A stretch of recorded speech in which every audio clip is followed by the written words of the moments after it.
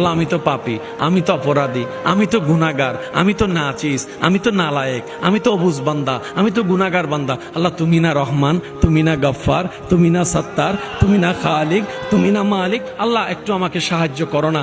একবারও মুখে বলে নাই সাহায্য করো, শুধু নিজেকে অপরাধী বলছে, ওদিকে আল্লাহ ছাড়া উপায় নাই বলছে। আল্লাহ পাক বলে যে সাহায্য আপনার জন্য। ও আল্লাহ এই সিস্টেমটা কেন করলেন? রব্বুল আলামিন বলে নবীদের আলাম্বিয়া ও মাসুম, নবীদের কোনো গুনাহ হয় না, রসুলদের কোনো গুনাহ থাকে না, কিন্তু আমি ওনাদের সিস্টেমটা করেছি পরবর্তী বান্দারা সাহায্য কিভাবে নিতে হয় সেটা যেন প্র্যাকটিক্যাল শিখতে পারে। বলেন সুবহানাল্লাহ। আল্লাহ পাক আমাদের সকলের অন্তরে নূর দান করুক। আল্লাহর কাছে শুধু একটাই ফরিয়াদ, দুনিয়াতে আমরা যতদিন থাকবো ঈমান এবং ইজ্জত নিয়ে যেন থাকতে পারি। দুনিয়াতে যতদিন বাঁচবো ঈমান এবং ইজ্জত নিয়ে যেন মাথা উঁচু করে বাঁচতে পারি।